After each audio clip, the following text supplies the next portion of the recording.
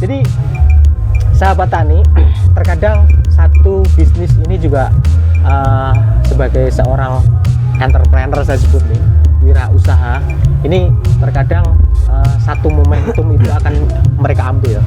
Salah satunya contoh Mas Kemput sama Mas Sony.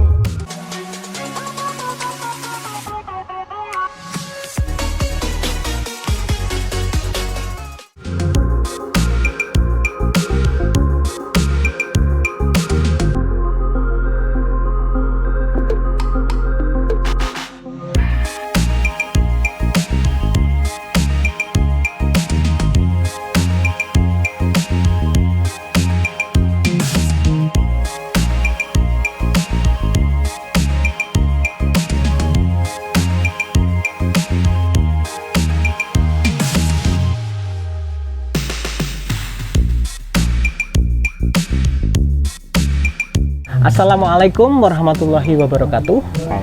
Salam tani.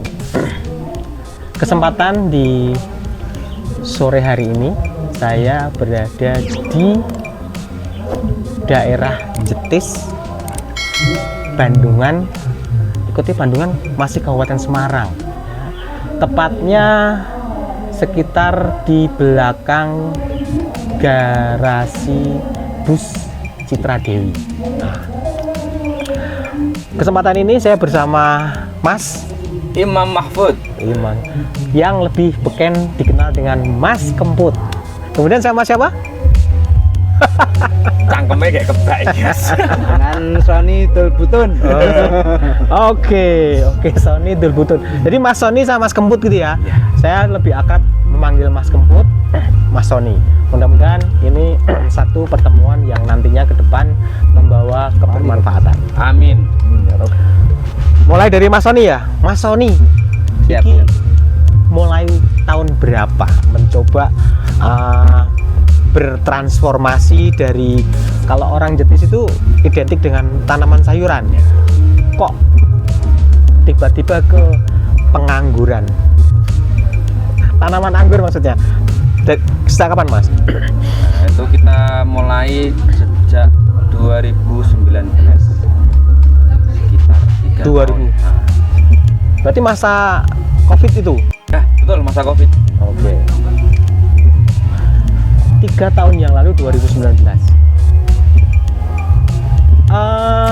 Tiba-tiba kok terpanggil di pertanian dan mencoba dengan tanaman anggur. Sebelumnya Mas, atau sudah lama berpengalaman di tanaman anggur? Oh, itu. Awal saya untuk pegang tanaman alpukat. Nah di situ kan banyaklah orang yang buat bibit alpukat. Cari inspirasi teman-teman. Kok banyak yang bilang anggur, coba anggur. Mulainya dari situ. Oh, jadi awalnya sebelum bermain di anggur ini di spesial tanaman alpukat. Boleh saya sebut spesial, memang saya tahu sendiri di daerah Tuntang sana juga sempat membawa beberapa bibit alpukat. Terus kemudian saya lihat tanaman alpukatnya orang blas ini Mas. Dimatikan atau dipangkas atau dibuang, atau karena ndak ada profit? Habis dijual. Oh, habis dijual. Iya. Berarti sik Mas, nek habis dijual iki apa ora gawe meneh gitu loh. Gimana ya? Gambarnya kurang cetha. Ngeten. Gambarannya pengangguran itu apabila orang itu sudah memasukkan virus anggur di dalam hati kita yang sangat cinta, itu tanaman yang lain itu hangus, seperti hangus di dalam bumi gitu. Ini kan bagi pelaku, Iya. Bagi pelaku petani alpukat anggur. Artinya ketika anggur ini boom, kemudian menjanjikan, alpukat ditinggal, begitu. Iya. Tapi sementara untuk customer yang ada di luar ini kan wes gak ono sing tanya-tanya alpukat kenjenengan-jenengan ini. Nggak ada. Ya untuk saat ini ya masih ada lah. 1-2. Ya. Oke. Jadi sahabat tani, terkadang satu bisnis ini juga sebagai seorang entrepreneur saya sebut nih, wirausaha, ini terkadang satu momentum itu akan mereka ambil. Salah satunya contoh Mas Kemput sama Mas Sony.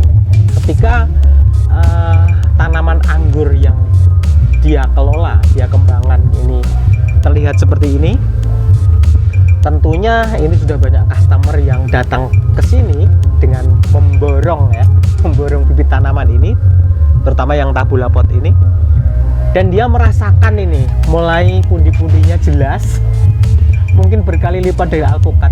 Akhirnya yang sekiranya kemarin itu agak kurang ditinggalkan, kira-kira seperti itu ya. Tapi itu wajar lah. Kita manusia ya. Masih manusia ya. Oke, sekarang begini, memulai dari menanam anggur ini pernah belajar atau memang ada pengalaman? Ya, bisa dikatakan kita mengikuti zaman.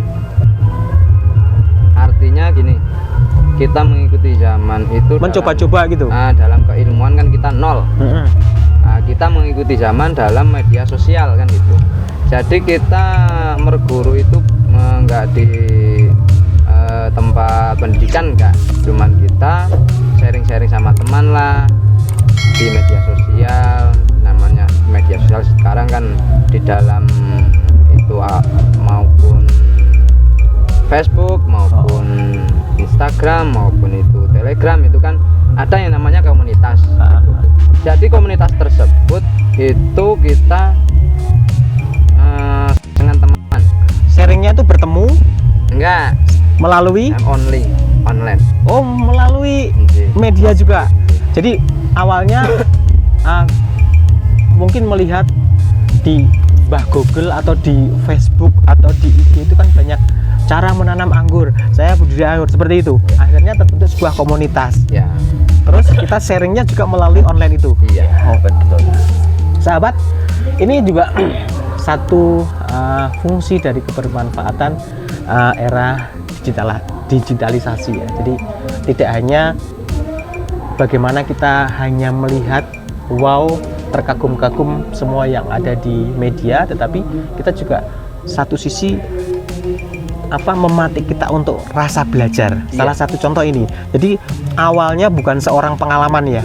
Juga bukan belajar di pendidikan formal untuk anggur juga tidak.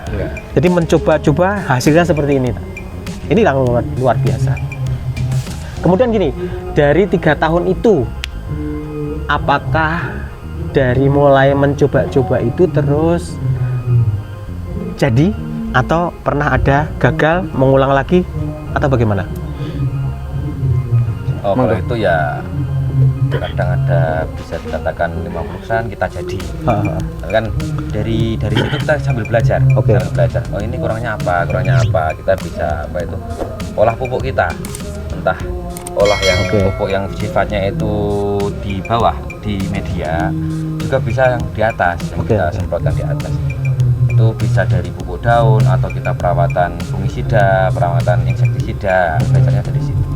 Ya awal-awalnya tetap ada kegagalan, kita namanya juga belajar. Dan belajar kita sambil berjalan. Mas, untuk anggur ini sebenarnya ada berapa komponenkah dasar untuk ada peluang 100%-nya? Mungkin jelas nggak ada ya. Artinya peluang terbesar itu yang harus dipersiapkan dengan matang itu untuk anggur apa saja, Mas? Gini, itu kalau kami untuk 100% kan tidak bisa. Yang punya di atas. Nah, itu kalau kita satu media itu harus gimana ya? Satu, kalau anggur itu tidak suka dengan terlalu banyak air. Dia doyan air, tapi tidak suka dengan banyak air. Nah, kita kan harusnya pakai tanah pasti. Nah, terus harus banyak sekam. Itu satu untuk mengurangi kadar air yang tetap di situ. Nah, men poros bahasa. Biar poros ya. Nah, kalau kamu Jawa ngarani men poros Mas. Kalau itu sama diimbangi pupuk kambing untuk memacu pertumbuhan. Kohe itu ya? Ya, kohe yang kalau bisa fermentasi. Kalau enggak fermentasi nanti bentar. Yang dikhawatirkan ada jamur. Nah, nanti kalau ada jamur kan masalah gitu. Gitu ya. Nah, untuk itu kita di media pun ada yang namanya trichoderma dan mycorrhiza. Itu untuk melawan jamur dari bawah. Oh, berarti itu ada fungisida untuk memberantas.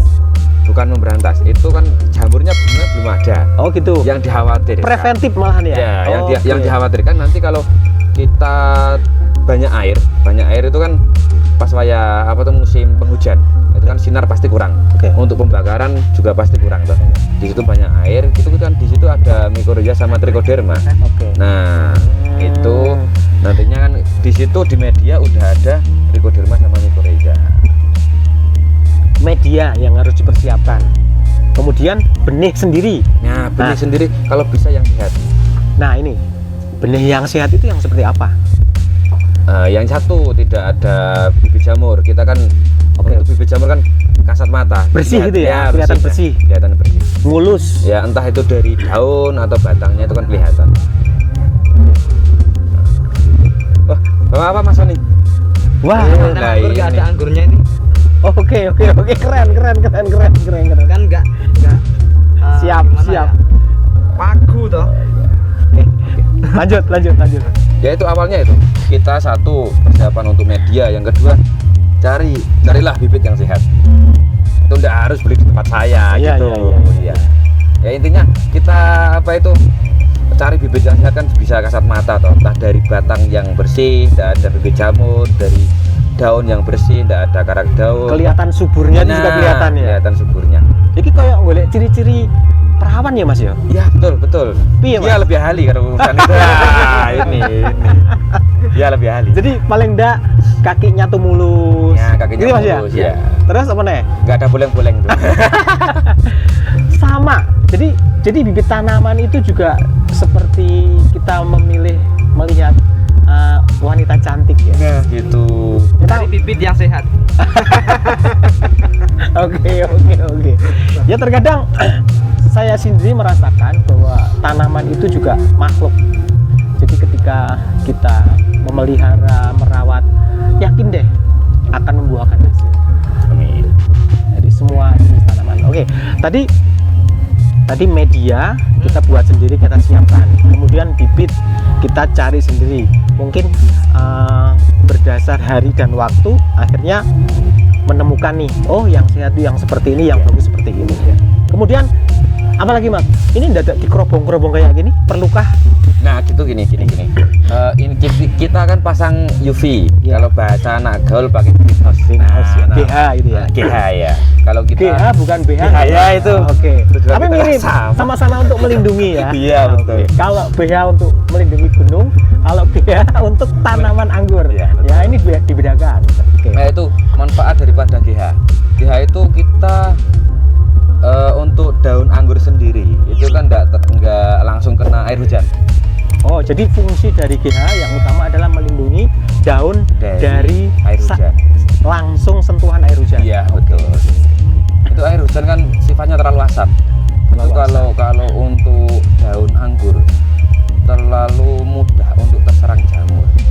Oh, jadi karena asamnya air hujan yang menempel di daun itu akan mengundang lebih cepat jamur gitu. Nah, betul gitu. Oke. Jadi memang satu manfaat yang mungkin paling penting kalau di Indonesia ini, anggur tetap lebih aman dan nyaman ketika di dalam greenhouse. Oke. Karena kalau kita melihat di Eropa sana itu anggurnya lepas tanpa di alam terbuka, tetapi memang iklim iklimnya yang berbeda. Betul, iklimnya beda. Jadi ada komponen yang terpenting tuh 3 ya Mas ya, greenhouse, media, kemudian bibit. Nah termasuk untuk jenis pupuknya ya, pupuk dari dasar, kemudian yang disemprotkan bisa dari daunnya sekaligus preventif untuk jamur yang datang. Oke. Mas, selama ini untuk memulai kesulitan yang paling dirasa paling sulit apa Mas? Jamur intinya. Kita melawan jamur. Gitu ya. Musuh utama bagi tanaman anggur itu jamur. Jamur ya. Gitu Pak Sony ya? Ya, soalnya gini. yang namanya kita kan bermain dalam tabung lampot juga kan. Artian di dalam tabung lampot itu kalau kita mainnya main hujan dan kita nggak bisa dikatakan orang Jawa telaten untuk memaksimalkan merawat kondisi media kurang maksimal, itu otomatis keserang hujan itu air asam kan, untuk pH yang drop itu nanti nutrisi mau naik ke atas sulit. Nah, makanya pohon tersebut gampang terserang penyakit gitu. Itu jamur. Jadi selain air hujan itu juga lebih akan berpengaruh mengundang jamur di daunnya, medianya juga sangat berpengaruh. Pengaruh juga gitu. Makanya kita gimana ya? Sebisa mungkin cari aman lah. Oke. Sekarang gini Mas. Ini ada jenis yang dibikin para. Kemudian ada yang di tabulapot. Nah, ini Mas. Perbedaannya apa ketika pemeliharaan dan pengelolaannya? Sebenarnya nggak ada perbedaan. Nggak ada ya? Nggak ada. Itu cuman kita kan planningnya untuk pelayon Tambulapot. Oke. Berarti ke sisi bisnisnya ya? Ya, sisi. Kalau untuk pertumbuhannya sendiri sama juga sebenarnya? Ya cepetan yang di grounding. Oh, cepet yang di grounding. Iya. Oh, hanya saja secara otomatis kan akar nggak nabrak-nabrak. Gitu. Nggak nabrak-nabrak. Guys, Nggak pena. sama ketika Mas Kemput pakai cancut nih ya. Ketika cancutnya agak longgar, ini juga perkembangannya lebih mudah. Tapi ketika ngapret, makanya nggak besar, berkecil. Oke, jadi pertumbuhan dari sebuah pohon itu juga akan berpengaruh tempat media yang pohon itu tempati, begitu ya? Ketika di dalam tabulapot tentunya konsumsi nutrisi yang disediakan harusnya lebih besar untuk menghasilkan tumbuhan lebih subur dan besar. Nah, itu akan didapatkan ketika di grounding ya, di tanah bebas gitu ya. Oke. Kemudian Mas, kalau di tanah bebas ini Mas Kemput menyampaikan kalau di tanah yang lepas ini lebih cepat pertumbuhan. Kita memang melihat rantingnya lebih banyak. Oke ya. Ranting yang akan dikembangkan biasanya berapa cabang Mas? Kalau bisa ya kita ambil 1 meter dulu. Itu kan ada sekitar tersier 1 meter 10 mungkin. Misal dibuat duri ikan kanan dan kiri, kanan dan kiri kan kasih 55. Itu 1 meter, ini kan 2 meter ke 2 meter. Ini hitungan enggak kurang jadi. Jadi itu belakang. Tapi ini contoh juga lumayan ya, sudah menghasilkan buah. Sudah menghasilkan buah yang lumayan. Ini sebesar apa tadi? Punya kamu. Bukan nih. Ya, ini emang bener bulat toh. Di sini emang bisa dikatakan spesialis tabulampot. Kita kan planning buat gimana program cepat gitu. Oke, nih. Tapi Oke, jadi Mas Kemput sama Sony ya? Iya. Ini kenapa lebih terfokus di tabulapot? Nah, saya mau tanya nih. Kenapa akhirnya sekarang mengerucut di pengembangan tabulapotnya? Iki loh cuannya gede. Nah, itu loh yang itu. Oke. Pasti gini. Kita dalam artian nggak fokus di pertumbuhan cuma tabulampot doang. Kita bisa planning ke depan, bisa ke kebun. Bisa dikebunkan kan. Jadi planning tabulampot gini bisa nanti diluruskan ke atas, langsung ditanam ke ground, dipindah. Jadi dalam arti kita buat tabulampot gini, ini bukan berarti gimana ya, berhenti di tabulampot enggak. Ini pohon nanti kan kita mainnya kan ke customer. Gini. Jadi di tabulapot ini ada satu poin yang lebih menarik, kan gitu lah ceritanya. Orang melihat tertarik bisa langsung angkut. Iya. Kalaupun melalui media pun dia pasti bisa pesen yang itu yang di tabulapot.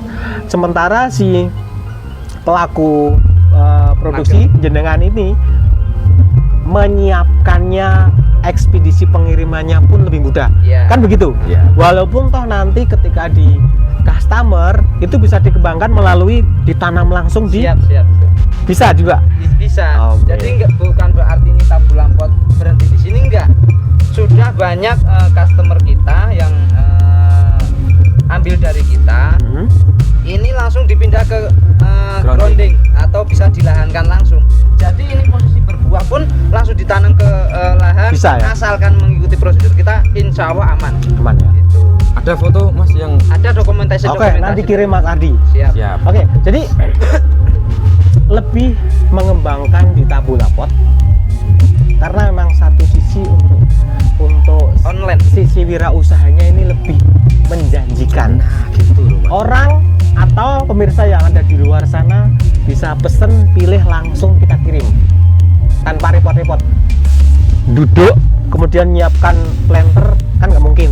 Di tabu lapot ini semua sudah siap kirim.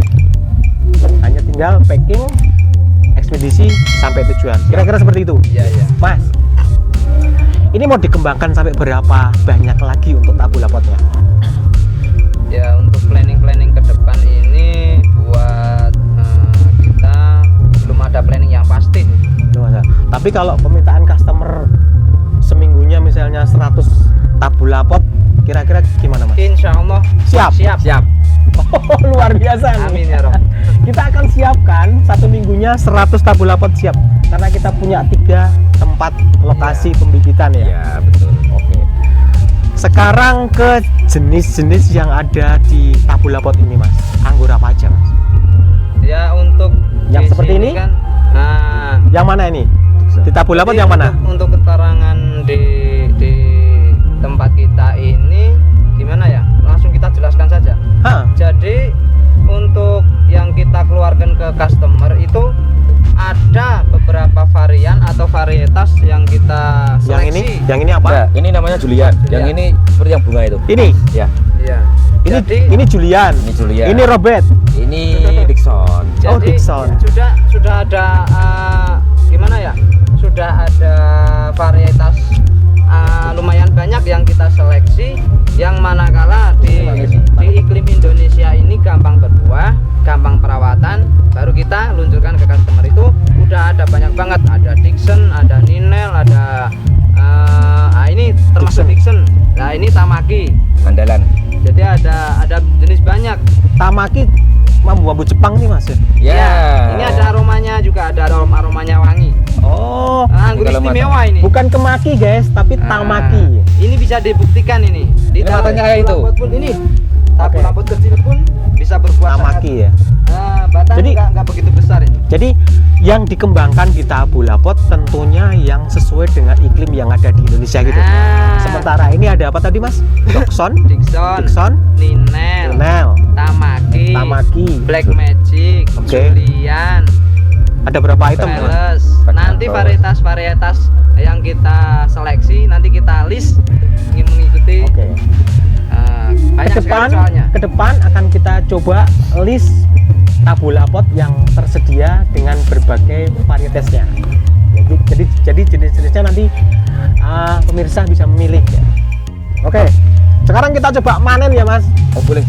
Mas, di pakai mana?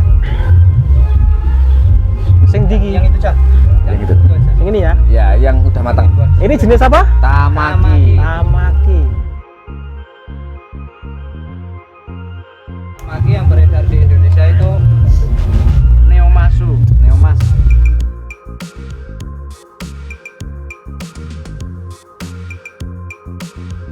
Rasanya punya Ini besar banget. Gimana rasanya? Dengan korek api besaran Ono bau-bau wangi nih. Iya, itu. besaran anggurnya ini. Sangat nyus ini. Bau-bau wangi. Kameramen mungkin pengen. Oke, thank you. Oh, ono kas kayak bungane ya. Kalau ini Punyanya Mbak Sus ya. udah melekat. Aromanya wangi kan udah melekat. Heeh. Muskat. Jadi ini Istimewa, kan? Perbandingannya ini yang masih kecil. Ini Tamaki juga. ini sudah enak. Udah enak. Ada tapi agak kecut. Kalau ini manis Tapi tapi perbandingannya muncul besaran ini, Mbak. muncul apa tes wangi ya. Iya, betul.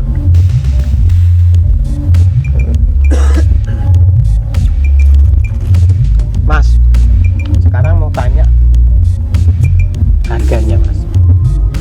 jenis-jenis tadi yang disebut. Contoh di belakang jenengan ini harganya berapaan? Nah, kalau masalah harga ini variasi. Dalam arti dari jenis-jenis Dibanderol mulai harga berapa gitu? dari bandrol mulai harga 600, 700, 800 sampai 1 juta. Ada yang 1,5 juta, ada yang 2 juta. Minimal harganya 600. Iya, 600 juta. Iki plus pengiriman enggak? Sudah. 600 itu plus ongkir ya? Enggak. Belum. 600 itu belum termasuk ongkir. Mulai harga tersebut belum termasuk ongkir. Belum packing ya. Belum packing. Keseluruhan totalnya. Keseluruhan total ya mulai harga 800-an ya itu ya. Ya sekitar 800-an. seluruh Jawa itu sekitar 800-an. 800-an ya. Mulai 800 ke atas. Jadi Tergantung varietas. termasuk yang ini? Nah, ini Ini. Ketika dikirim ini anu enggak rusak enggak? ya kita gini, kalau masalah pengiriman, kalau masih brokoli seperti ini aman. Nanti kalau sudah menjadi berry agak besar, baru kita. Jadi misalkan masih brokoli ya, Belum. jangan sampai mekar. Oke. Kalau Berarti yang mulai siap kirim yang seperti ini. nah, Ya. seperti ini Oh, itu aman ya? aman. Ini digini-gini kan nggak protol, nggak rontok ini. Oke. Insya Allah luar Jawa berani ini. Kita sudah buka di media sosial itu. Kita di Pulau Sumatera, Pulau Kalimantan, Pulau Bali berani.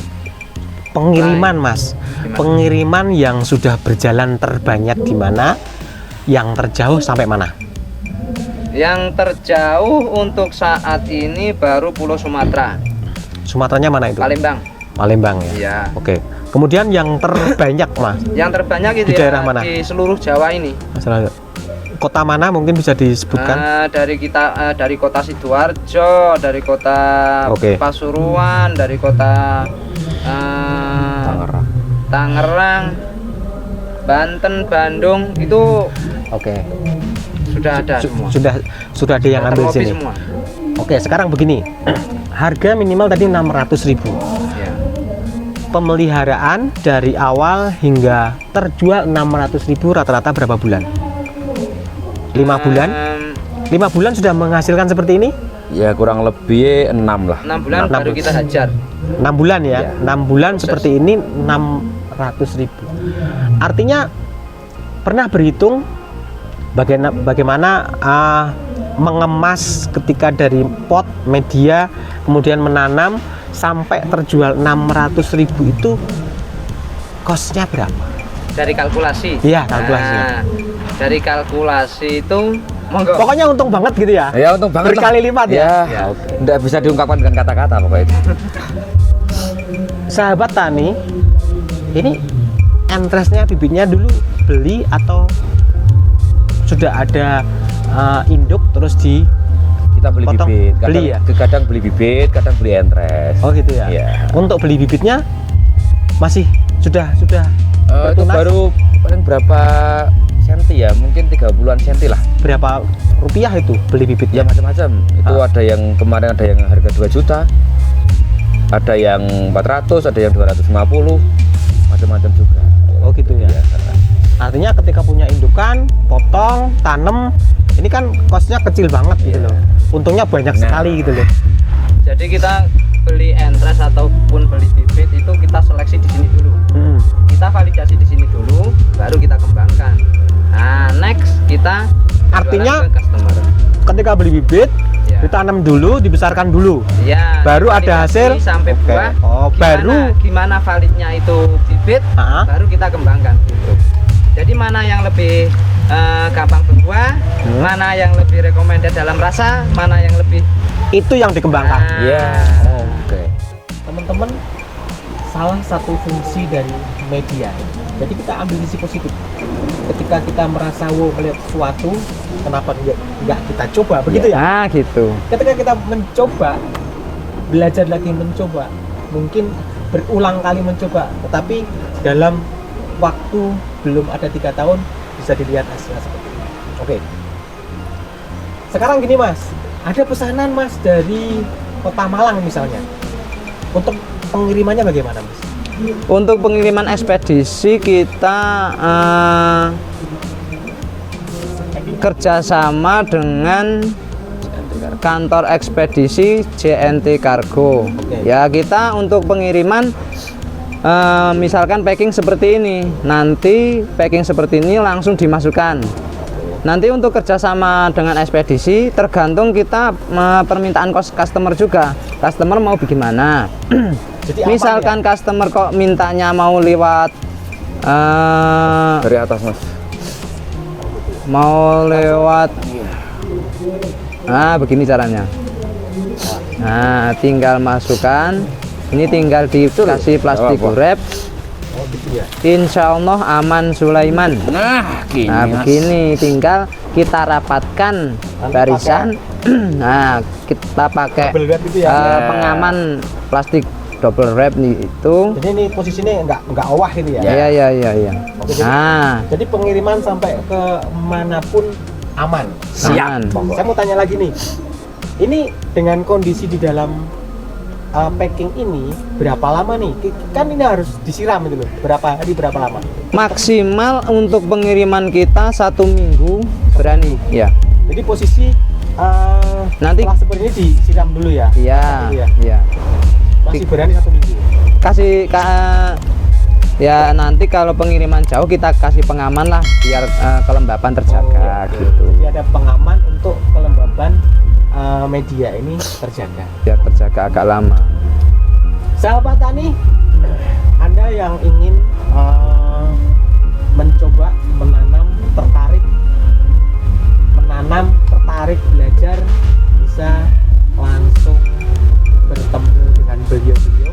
Oke, sahabat tani, pemirsa sekalian yang ada di manapun berada, hari ini saya sangat berterima kasih, bersyukur diterima dengan baik oleh anak-anak muda ini, dimana dengan kegigihan di masa COVID 2019 tidak mengendurkan bagaimana untuk berekspresi menjadi seorang entrepreneur sejati. Hari ini terbukti tanaman anggur ini menjadi satu komoditi yang sangat digandrungi, karena saya melihat beberapa minggu, bulan terakhir ini saya dipameri pengiriman keluar kota beberapa kali. Artinya orang-orang yang ada di luar sana sudah mulai melirik bagaimana anggur yang ada di tempat Mas Sony ini bisa diterima di masyarakat umum. Akhir kata, saya Budi Prasetyawan mengucapkan terima kasih. Wassalamualaikum warahmatullahi wabarakatuh. Waalaikumsalam. Terima kasih Mas Bro.